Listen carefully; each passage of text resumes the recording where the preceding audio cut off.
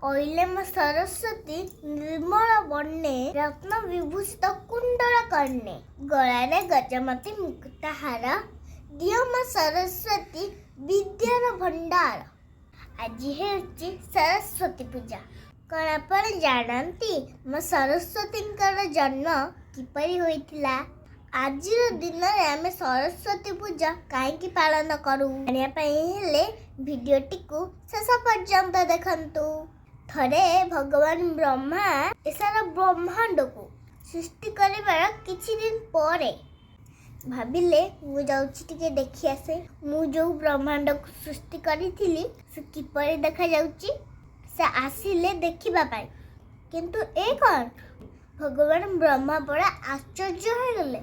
समग्र जगत पूरा निस्तेज समस्त जगह पूरा स्तब्ध। समग्र मानव जाति पशु पक्षी गछ लता कहार का संगे संपर्क नहीं के क्या तो कथा ही पारना निज मनर भाव आदान प्रदान करि पारना।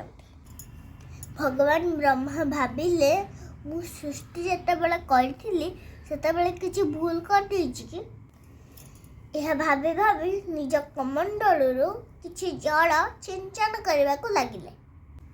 सेठी सृष्टि हेले जन सुंदर देवी श्वेत वस्त्र परिधान करिछंती पद्म फूल ऊपर विराजित अछंती चतुर्भुजा अटन देखिबाकू अपूर्व सुंदर। तांकर चारोटी हाथ रे गोटे हाथ रे बीड़ा थिला बेले आउ गोटे हाथ रे चपा पाली आउ गोटे हाथ रे वेद थिला बेले आउ गोटे हाथ रे आशीर्वाद मुद्रा। देवी सृष्टि हैला परे भगवान ब्रह्मा को प्रणाम जणाइले कहले हे पिता मोर सृष्टि हेबार कारण कौन? भगवान ब्रह्मा ए सारा जगत को देखाई कहले जे मैं सारा जगत को सृष्टि करिछि किंतु केही का सहित संपर्क रक्षा करि पारुनांती। तुमे तांको बात शक्ति प्रदान कर। देवी तांकर बीणा बजाई समग्र जगत को कथा कहबार शक्ति प्रदान कले। तापर मनीष माने निज निज भितर कथा कहबा आरंभ कले। पशु पक्षी माने किछि शब्द कले। नदी झरना कुळुकुळु शब्द कले। पवन बोहिबा द्वारा साई साई शब्द सृष्टि होला। सारा जगतर ए सुंदर वातावरण चिपरी एक मधुर ध्वनि सृष्टि होला। ए सब देखी भगवान ब्रह्मा बहुत खुशी हो गले और से देवींकर नामकरण कले मां सरस्वती। से दिन थिला माघ मास शुक्ल पक्ष पंचमी तिथि।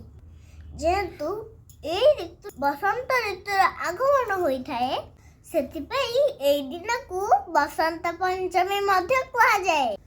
आम ओडिशा पुरपल्ली रे समस्त विद्यार्थी माने मां सरस्वती को पूजा करिथांती विद्या बुद्धि और ज्ञान पाइया पाई। मां सरस्वती को विद्या बुद्धि और ज्ञान देवी बोली पूजा करा जाए। आपण मानकु मोर ए भिडियोटी केमती लागिला निश्चय कमेंट जणाइबे। पाई रहिली नमस्कार। जय मां सरस्वती।